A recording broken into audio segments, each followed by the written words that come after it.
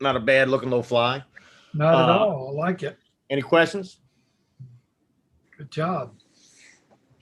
Good job. I Not for see me. Randy jumped in. Yeah, question. I do have a question. I'm looking at the fly, and I missed the first part of it. Do you still have the pin in the middle of that somewhere, or did you cut it off? Well, I'll tell you what. I'll tie another one. I cut it off.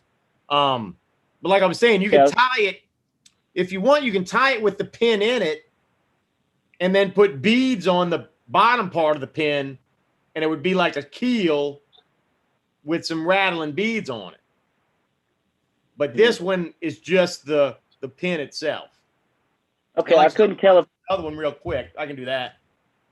I couldn't tell if the pin was still in there because I'm looking at it and I'm saying, is that a pin or is that a piece of material?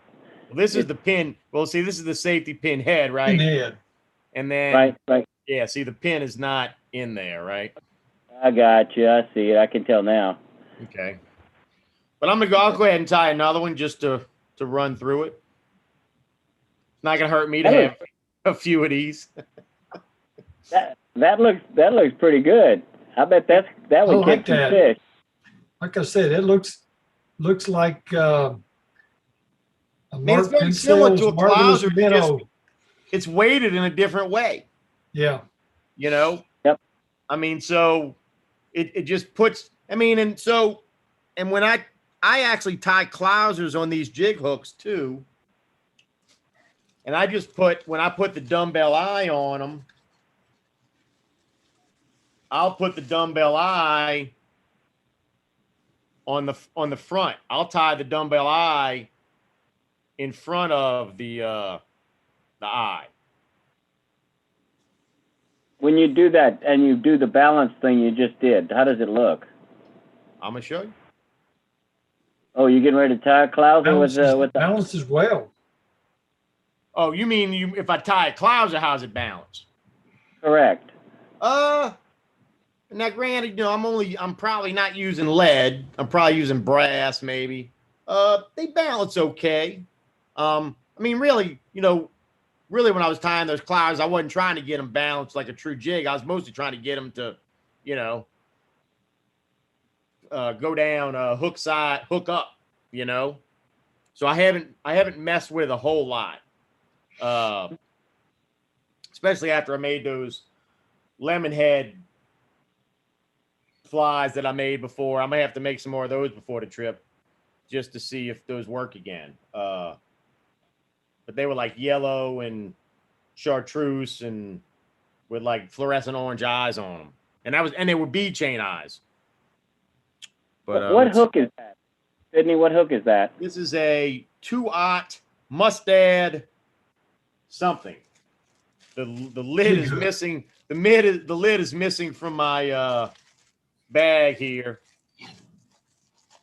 The lid to the box. I have it. So I'll have to track it down at some point. But let's see. These are fairly old jig hooks, though. I mean, this is an old box. I mean, I got them in one of those lots of stuff that I got. But it's a fairly older style of hook. If I say that, I mean, but I'll have to see what the number is on it. I mean, it's one of those, ones that's like, I'm trying to remember what the number is now. Yeah, like I said, I'll have to track them down. But so what you're going to want to do is put a thread base on the hook, because tying that pin on, you're going to put some super glue, and tying that pin on that super glue, the thread's going to help stabilize that pin.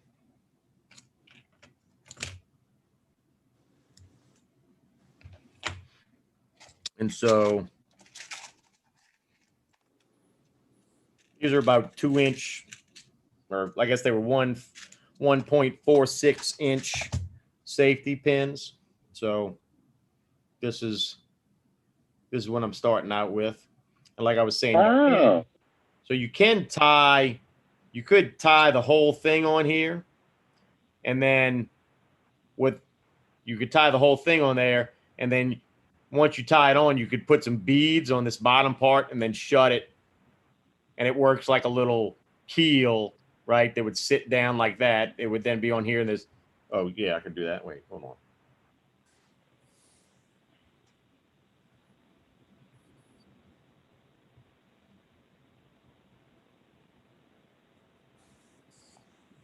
So you could tie it on. It would be like that, right?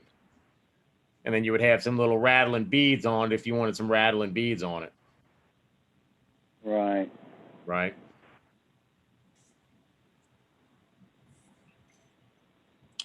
But we're going to go ahead and, where did the pliers go?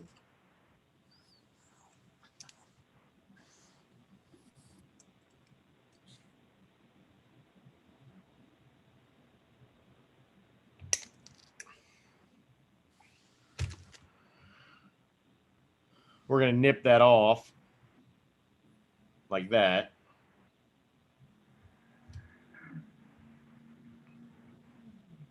And, okay, so if you're putting beads on, you need to put the beads on now before you put it on. I think it helps to put the split shot on first, too.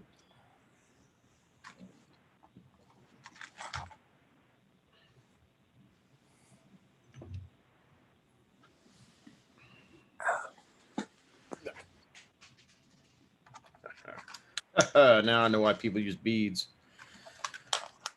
I hate to rehash what might have been old material, but one, when you found this on the Google thing, which you had told me when I talked to you on the phone today, did the guy give it a name? He did not have a name for it, and I think it's something he does, because he has several iterations of it. And when I searched for and he just called, I want to say he was just calling it a balanced minnow or something along those lines. And I don't know if I ever seen, I don't know that I was ever able to track it down on the internet where, you know, it was quite like the way he was doing it. Was he on the warm water fly? No, he's on panfish on the fly. Panfish on the fly. Okay. And Kurt Cower was his name. Like I said, he's been posting a bunch of flies, and I was like, man, those are really interesting looking flies. And I think there's certainly some applications, especially the way we fish, you know, under a strike indicator.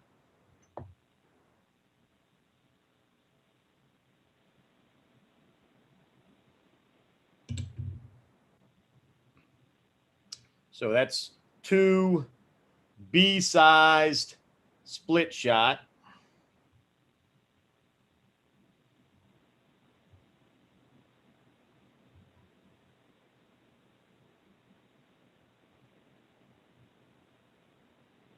What was it? Do you happen to see the weight of the split shot? They're B-sized. Okay, bead size. It says bead size on the bag, I guess. No, B. In other words, you have B size and you have BB size. Got it. That tells you how much split shot I buy. Right. Yeah, well, like I said, I'm not real familiar with it either. It just so happens that I only know because I just bought some split shots. and when I was buying them, I was looking for the weights on them, and it didn't have them. It's because I was trying to understand how much they weighed, right? The best bet is to get one of those little circle things that give about 4 or 5 different sizes. Because, right. Yeah, and like they say, they go all the way down from micro to, you know, pretty good size shots. Yeah, I got one of those Harbor Freight scales that'll weigh real small things. Oh, I do too, but I'm not an engineer like you, Randy. I'm more of an artist. No, you'd have to put like 10 of them on there and divide by 10. Oh no, I got one that probably would weigh the grams. I got one that would weigh grams, I think. Yeah. I don't know how low mine will go. Okay, so the focus did come in for a second. But anyway, so now you got you know, you're tied along the shaft, split shot, head, and we're going to put a little bit of super glue. Yeah, when you put the materials on that other fly, the focus was on the fly because there was enough stuff on the screen. Yeah, when you're moving around, it'll when I'm working on the fly, usually it focuses in on it, but I haven't really perfected using this thing yet. What is this thing called? It's not an iPhone, is it? No, it's a Video capture? Microsoft Life Cam or something. Ah. No, I bought a pretty good though. It's a webcam. It does pretty good. Oh no, it's a pretty good little cam. Like I said, usually if I do this, it'll focus in on it. Yeah. It's looking at me, I guess. It is. Your beard is in excellent focus. It's looking on those fly tying materials on your chin.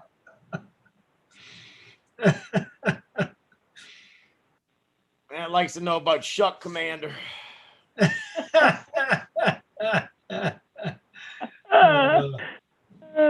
On, focus in, buddy. All right, well, let's see this. We can see it. It's good. You don't need to. Yeah, you guys can blurry anyway. It doesn't matter. Yeah. All right. It looks. It's good. All right. So now, I'm building this sucker with all bucktail. So we're just gonna take some bucktail.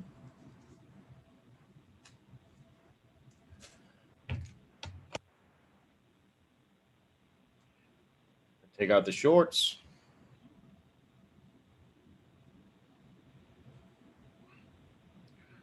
About shaft length. I'm gonna tie down the shaft, clean up the end a little bit. Oh, there we go. Yeah, there you go. It jumped in right there. So tie the end in first, and then when you tie in the hair, you want to hold it up like this, and it'll keep it on top of the shaft instead of letting it spread around. Oh, I got some super glue there.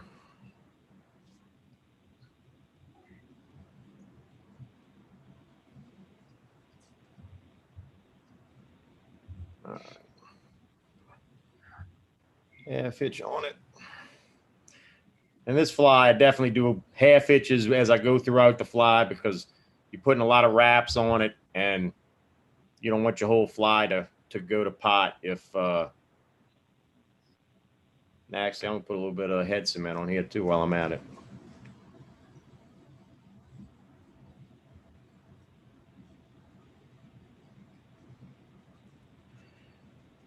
Just to make it a little more durable. All right. Now, to tie on the front, you really need to you're gonna have to come up here and put some thread wraps on everything. Oops. Try to keep that all.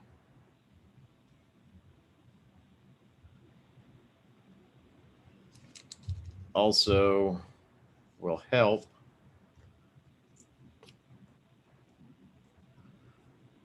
to put some super glue on your split shot. You might not have to do this if you're doing a bead, but for the split shot, I feel like you're definitely going to have to.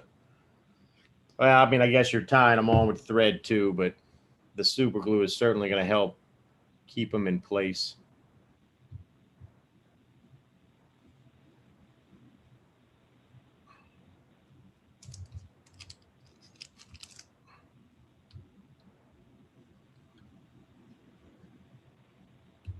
I got some lead wire on clearance somewhere back, and this might be a good way to get rid of it.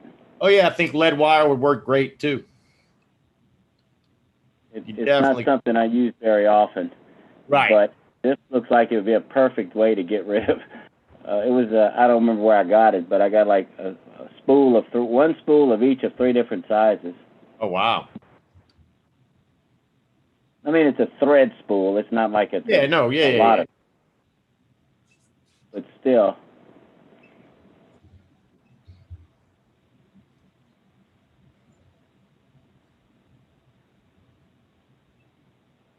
Oops.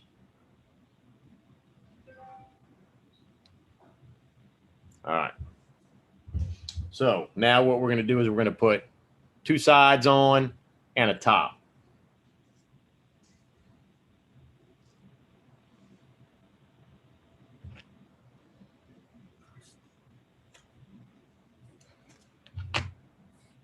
So we'll go same thing, get rid of the shorts.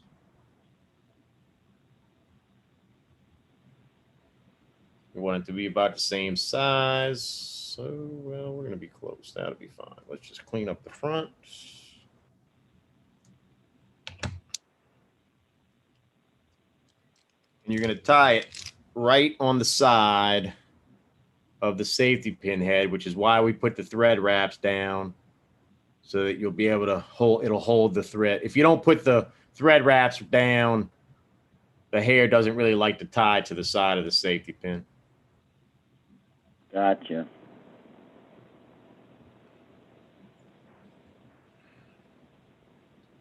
Also the thread helps absorb some glue when you put some glue on it later too. And some head cement. All right. One side.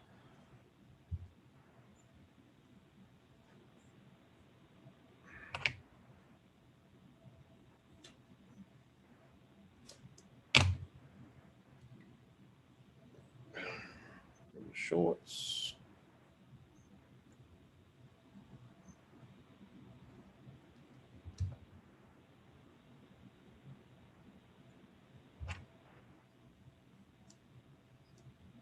Did that safety pin you bought and put on there have a number on it? It's a 1.46 inch. Okay. It's a Wenrook 150 assorted safety pins, 37 millimeters. Okay. X0. Here, you want to scan the barcode? It's right there. I mean, like I said, I bought an assortment of us safety pins, and then just picked the size that was appropriate. That's probably a good idea if you're going to tie different size flies. Right. Well, I mean, and I didn't know exactly what size I was going to need either. Yeah. I mean, who knows? You might be offshore fishing for tarpon one day and want to tie a bigger fly. I ain't never fishing for tarpon. You can't eat them. It was actually a joke, but that's okay. You caught on it. Now, they used to eat them. Did they really? Oh, I would have thought. Oh, yeah. And actually, they still do eat them in Central and South America, and that's really actually kind of the issue. There's some issues with population. Uh-oh. They eat bonefish in Central America too. Yeah. Yeah, they're not picky. Well, a fish is fish. I'm pretty sure we never used to be that picky either. Yeah. Crawfish etouffee. There you go. Oysters. The first brave guy that decided to eat an oyster. Well, he probably saw some animal eating it first. And I mean, really, when you got nothing to eat, I bet your oyster's delicious. You got it. I'm just saying, I mean. Yeah. Exactly. I bet you. I mean, because oysters can be delicious, you know. They are delicious. Weird looking. I had some the other day. Well, and you know what? And that first guy that was eating an oyster was probably also eating bugs. Yeah, this is true. You know, worms. He probably was not quite as picky as we are when it came to food. Was probably at the point where he didn't care what he ate. He was hungry. I gotta have some oysters. Wonder what this is. Like I said, he probably saw a bear or something tearing up some oysters, and he was like, "Hey, I'll try that." And like I said, for the amount of work, probably a lot of protein. Yeah, more so than a bug. Well, yeah, well, I mean, just the size of the, I guess if your bug was that size. So I was saying you can either do this in one clump on the top and just make sure you split the eye of the hook and just put a couple of loose wraps and then kind of adjust it the way you want it before you start tightening up.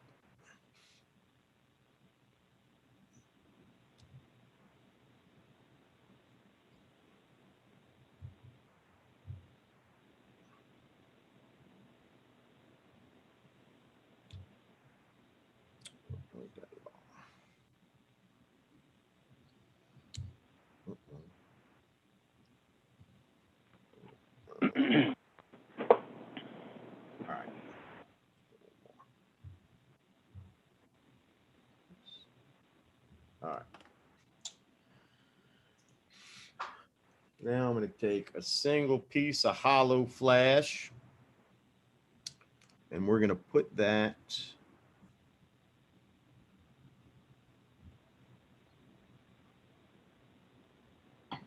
right in the middle there. It's the vein of your minnow, I guess. Yep. And so right down the middle of, put a right couple down the spine. Loose wraps in there so you can then adjust it to the right length.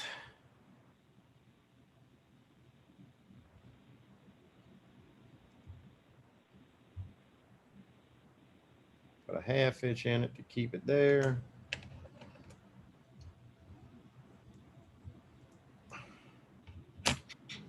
The right length.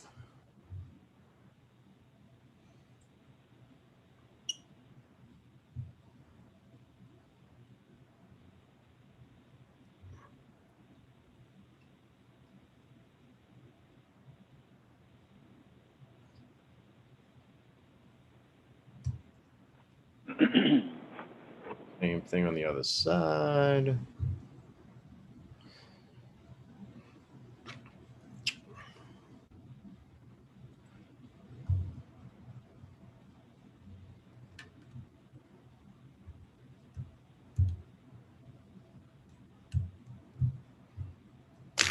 All right.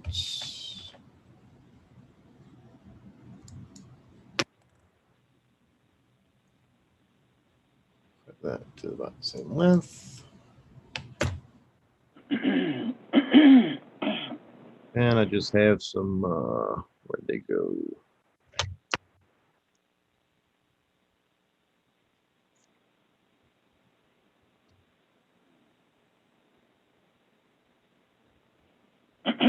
And we'll stick on eyes. Randy, I'm sure you can just go with a Marks Light dot. Actually, I've got those look like quarter-size holographic pieces of plastic, and I cut them out with a leather punch of a variety of sizes, and they would work. They would work perfect for that. In fact, I have some of them. I put a little dot in the middle of the holographic. Some of them are silver, some of them are gold, some of them are. There you go. That would work. And I haven't used those in years, but they would work good on that. You think that glue that you're putting on there is going to keep that eye from falling off when it gets wet? I don't know. Well, you really want, you can glue them on if you want. Well, I was wondering if epoxy would be epoxy would work well too, yes. But what I was more interested in is you're going to fish these in the upcoming catch and eat, I'm guessing. Yep. And I'm wondering if you will be able to tell us if the eyes fell off. Yep.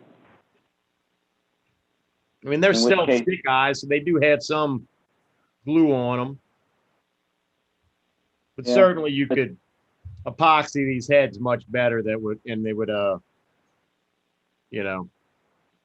Yeah, only problem with epoxy though is it sometimes yellows.